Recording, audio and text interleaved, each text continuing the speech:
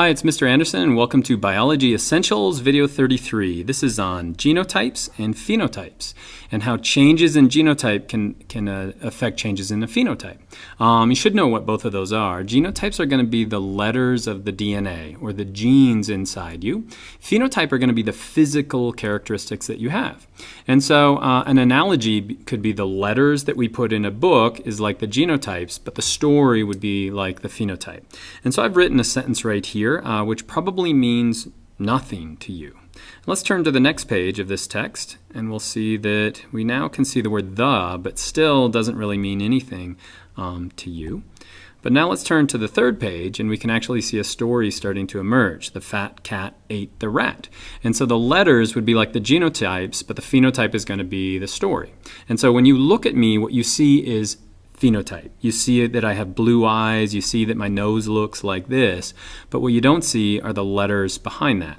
Now, if you were really paying attention on those first two pages, you actually could have seen the message there. So let's turn back for just a second. And so this is that first one.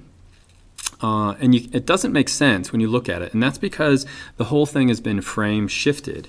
In other words, if I were to put a letter in right here, the, you'll also see the fat cat ate the rat shows up as well. And so this is a mutation. If we ever have a change in here, so this would be a deletion, so we deleted a letter, it shifts everything over one. Or if I were to go to the next one, what kind of a mutation do we have here? Well, now we've got the, but now we've added this letter of E. And so we've inserted that. And so if I get rid of that, we can still see that the fat cat ate the rat start to emerge as well. And so changes in the letter have huge implications when it comes to the story. And likewise, in us, changes to the DNA can affect our phenotypes, or physically what we look like. Those are played against our environment, and that's called natural selection. And so let me summarize what I'm going to talk about. Genotypes and phenotypes, and mostly how changes in the genotype can affect phenotype. Now, what are genotypes made up of? They're simply made up of DNA.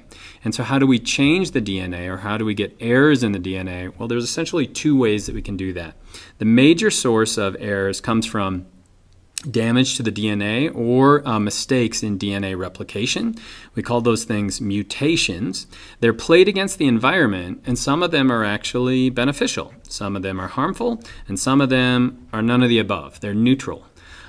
There's other ways that we can get errors in our DNA as well. We can have errors in the cell cycle. So when we're actually making copies of cells, or when we're making sex cells, we can have errors in that. That can eventually lead to new phenotypes, which can be good. I'll talk about bread, wheat, and can be bad. I'll talk about a mule. And it can also lead to human disorders. A famous one that probably you're familiar with is Down syndrome. And so these are all simply changes in the DNA, but those eventually cause changes in the phenotypes. And so let me give you an example of that. One of the most famous ones that we always talk about as biology teachers is sickle cell anemia. And so if you have sickle cell anemia, this would be a regular red blood cell like that. If you have sickle cell anemia, you have a red blood cell that looks like that, or it's this sickle kind of appearance. Now, it leads to a lot of other problems within your body, but it's simply a change in one letter. And how could a change in one letter in the DNA cause this huge change in the blood cell itself? Well, let's think about DNA for just a second. Let me actually clear this off and get a better color. And so DNA has two strands, remember? This top strand would actually be called the non-sense strand, or the non-reading strand, and then this bottom one's going to be called the sense, or the reading strand. And so if you look right here, there's a G on one side of the DNA. That means there's a C on the other side, or there's a complementary strand. And so those three letters will code in messenger RNA. So this would be transcription right here, code for these three letters over here, which codes for this one amino acid. And so when you're making hemoglobin inside blood, that's how we get this first valine is going to be this first amino acid inside hemoglobin. And if we trace down, as long as the letters stay the same, we're going to have the same amino acids. But if you have sickle cell anemia, you have a mistake right here. You have a mistake in this first amino acid. it ends up changing the chemistry of that amino acid. Therefore, it changes the whole structure of the protein and can lead to this sickle cell. And the interesting thing is that that's passed on, because that's what you passed on is your DNA to your kids generation after generation. And so that's been passed on and selected for or against. And that's how changes in the letters of the DNA, any kind of mistake in this letter, leads eventually to changes in the amino acids, changes in phenotypes. So how did these mutations come to be? Well, we make mistakes. And so when we're going to copy one strand of DNA and make two, so during the cell cycle when we want a cell to divide, DNA polymerase will make a really perfect copy of that DNA. But occasionally it will make mistakes. And so maybe there's a T over on this side. Instead of making a T, it actually makes a C on this side. And so we can get mistakes just from copying or DNA replication in DNA polymerase. We can also get mutations through radiation, be it like gamma radiation or UV radiation, that can cause changes in the letters as well. And we can also get it in chemicals. And so we find if something is a carcinogen, for example, it's a cancer-causing agent. Good example would be like diesel fumes is a carcinogen. But how does it make cells cancerous? It's affecting their DNA. And it's making them so they keep reproducing out of control. And so these are all ways that we can get mutations, and there are other ways we can get mutations as well. But these mutations are then played against their environment. And we could group those mutations into three different types. If you've got a neutral mutation, that means we've changed the DNA, but it doesn't affect the organism. How could that be? Well, remember in eukaryotes, a lot of our DNA actually doesn't contain genes. It's areas between the genes. And so neutral mutations are not going to affect the protein, or they're going to affect the protein so little that it really doesn't affect the phenotype. Now, the reason I put a clock down here is that we can actually use these neutral mutations and we can make what's called a biological or an evolutionary clock, because mutations will occur at a specific rate. And so we can look at how many mutations have arisen. We can actually see how long ago it was that two organisms, for example, shared a common ancestor. We can also have mutations that are then beneficial. In other words, they help an organism. One of my favorite types of beneficial mutations we've really started to study just fairly recently, and that is mutation in the, so this would be a helper T cell, it's in a protein found in helper T cells. And so it's a deletion, so that's going to be when we're missing a section of that gene. And if you are normal, you're CCR5, but if you have this mutation, you have a delta 32 mutation or a change in that gene. Why is it beneficial? Well, if you have this gene, or better yet, two copies of this gene, you can't be infected by HIV or human immunodeficiency virus.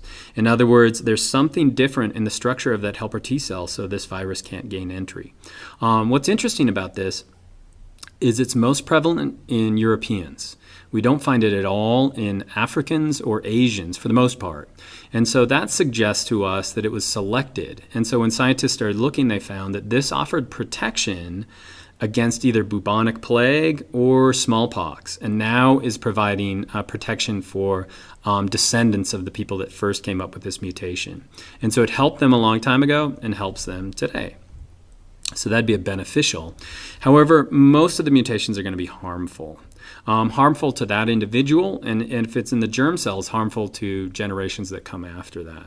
And I wrote 70% and 7%. What that means is that if the mutation occurs within a gene, 70% of the time that changes within the gene is going to cause a harmful mutation. If it's outside the gene, only 7% of the time it is. An example of one would be PKU. PKU is a inherited disease. It's a recessive disease, so you have to get two copies of it.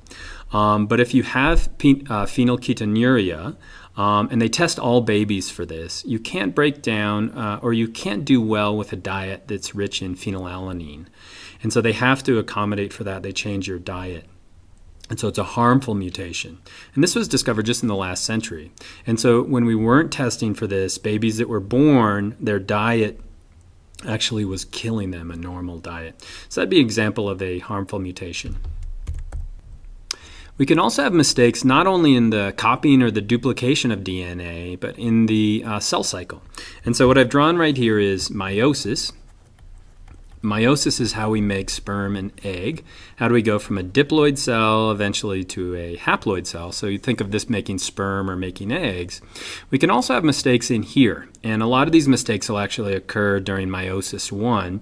These chromosomes will fail to separate, and so eventually what you get on this side are instead of having ones that are haploid, you'll actually have some that could even be 4N or 3N or 2N on this side. Usually when we have sperm or egg that have the wrong number of chromosomes, that leads to a zygote that just doesn't go anywhere, or it's not viable. But sometimes it can lead to a new species. And so bread, wheat, or the wheat that we use to make bread, some of that wheat is actually tetraploid or hexaploid. They've got extra sets of chromosome, and that can actually lead to vigor. In plants, a large number of plants are actually made through mistakes in the DNA, mistakes in the cell cycle. It can also lead to sterility. And so you probably know that a mule is when you have a female donkey and a male horse. And they're sterile. And the reason why is that a male horse is going to have 64 chromosomes. A donkey is going to have 62 chromosomes. And so a mule is going to have 63, or an odd number of chromosomes. It's hard for them to make a viable sperm or egg. I think there has been one case of a few cases of female mules actually giving birth to foals, but it's really, really rare.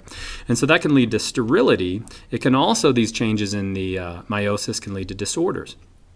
A famous example of that is the Down syndrome.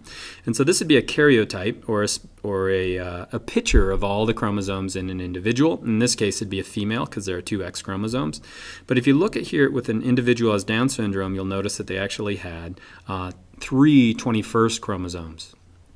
Now, what does that lead to? A lot of the characteristics of a person who has Down syndrome, development's going to be slowed. Sometimes they'll have a problem with speech. And the reason why is that a lot of those things are linked to proteins that are on the 21st chromosome. It's not a disorder. If you know somebody who has Down syndrome, they live a really normal life, and they can be some of the best people you'll ever meet. But mistakes in this can eventually lead to genetic. On this map right here, I'm showing how natural selection is actually played out. And so at the beginning, remember, I was talking about hemoglobin and how sickle cell anemia can lead to awful things.